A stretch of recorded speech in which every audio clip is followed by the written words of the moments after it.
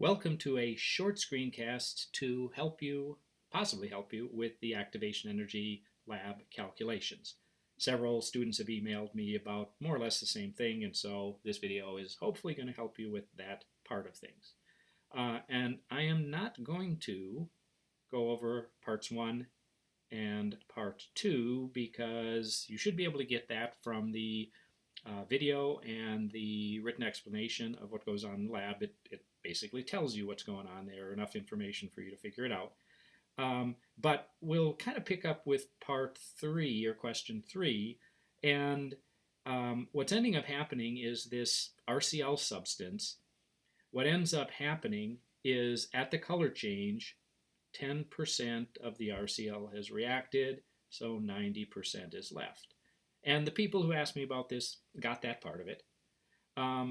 The next is fairly straightforward, but you got to be a little careful. So at the time of the color change, then if 90% of the RCl is left, 0.9 times the initial RCl is how much RCl is left, exists at the time of the color change. Okay, so what do we do next?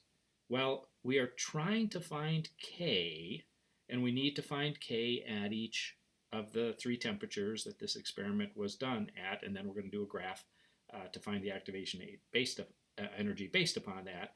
And in order to do that, we need to use the equation from part 1, and there's a couple different forms, but the equation from part 1, and then we're going to need to solve that for K, and we're going to need to use this little piece here.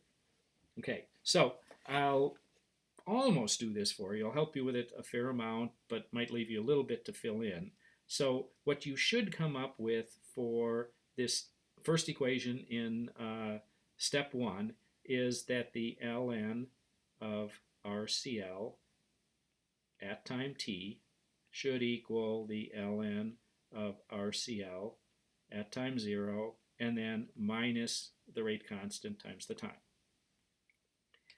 And then, since RCl at time t is equal to 0.9 RCl at time 0, we can substitute that in here, and that will give us ln of let's go back, ln of 0.9 times RCl at time 0, so substituting this in for RCl at time t, and then that equals ln of RCl at time 0 minus KT.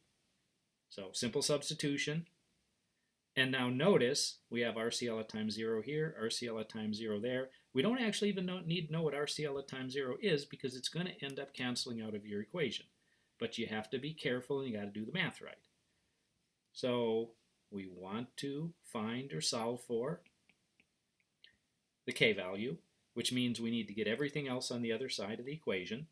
And so we want to subtract ln of RCl at time 0 from both sides of the equation. So ln of 0.9 times RCl at time 0, this first term, minus ln of RCl at time 0, this term, equals negative KT. Now, I'm hoping the part of to solve for K, you're ultimately going to have to divide both sides by negative T, and then you'll have solved for K. That part should be easy. The thing that you may need to know, and I won't do this for you, but I'll give you kind of a hint, what do we do to get these two terms together? And I will just note a properties of logarithms thing that you maybe should remember from an algebra class, but I'll just mention it.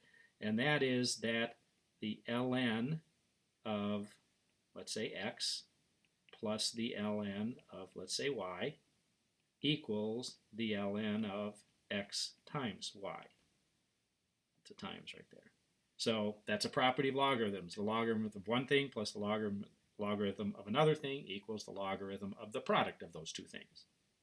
And now similarly, we actually don't have ln of something plus, we have ln of something minus. So ln of x minus ln of y Same idea, properties of logarithms is equal to the ln of x over y. So you should be able to use that, combine these two terms, in terms of a single logarithm. Then you'll see that RCL cancels out. That will then let you fairly easily solve for t. And when you do that, you will then have sorry, I said that wrong. You solve for k. So you will then have k equals, and it'll be some equation here, fairly simple. It'll have a logarithm in it, and it will have a t in it. And the t is the time.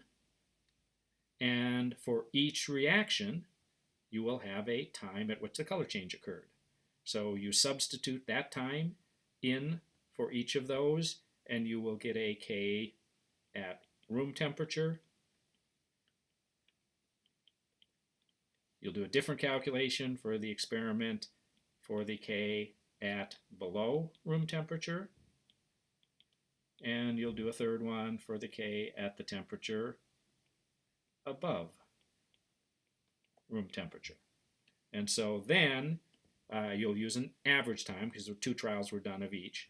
And then you'll determine a value of k with units at room temperature, a k at below room temperature, and a k at above room temperature. And each of those you'll know the temperatures as well. And then we will note, let's see, will we note? Yeah. And then after that, if you know the k and you know the temperature,